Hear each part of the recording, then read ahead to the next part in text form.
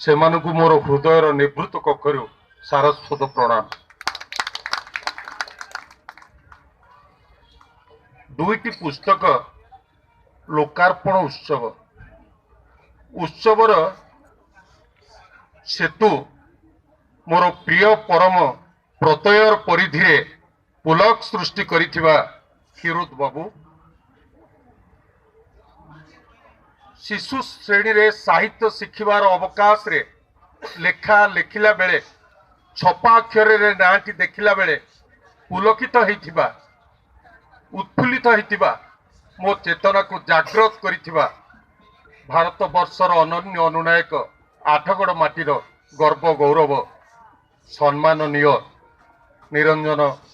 ରଥ ମହୋଦୟ, ଯାହାଙ୍କର ଲେଖନୀରୁ ଏକ ଶୈଳ ଶିଖରରୁ ଲମ୍ପ ପ୍ରଦାନ କରୁଥିବା ପାହାଡ଼ି କନ୍ୟାର ସ୍ରୋତ ଏବଂ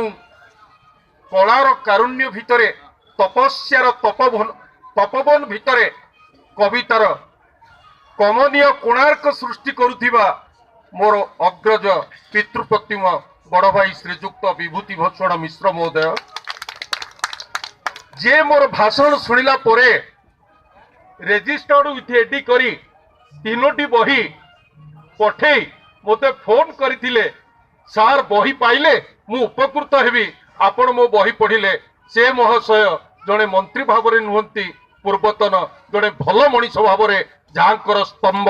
ଅନନ୍ୟ, ଅନସ୍ୱୀକାର୍ଯ୍ୟ, ଅବିସମ୍ବାଦିତ, ସେ ଅଦୂରର ସୌନ୍ଦର୍ଯ୍ୟ, ଦୂରର ଗାମ୍ଭୀର୍ଯ୍ୟରେ, ପରିପକ୍ୱ ପ୍ରତ୍ୟୟର ପ୍ରତିଭାରେ ସେ ହେଉଛନ୍ତି ପଞ୍ଚାନନ। ଆମ ସମସ୍ତଙ୍କୁ ଦେଖେଇବେ ଆଜି ଶବ୍ଦର ଅୟନ, ସେ ହେଉଛନ୍ତି ପଞ୍ଚାନନ। ଆଉ ମୋର ନାମଧାରୀ ଜଣେ କବି, ଯାହାର ତୃତୀୟ କବିତା ସଂକଳନ କୁହୁଡ଼ିର କାନଭାସ ପ୍ରକାଶକ ମୋର ବନ୍ଧୁ କ୍ଷୀରୋଦ ବାବୁ, ଅପୂର୍ବ ପତ୍ରିକାର ଏଡିଟର, ଆଜି ଏହି ସାରସ୍ୱତ ମଞ୍ଚରେ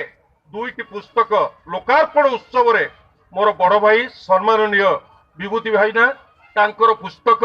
ଆଉ ଗୋଟେ ପୁସ୍ତକ କୁହୁଡ଼ିର କାନଭାସ ଲୋକାର୍ପଣ ହେଲା।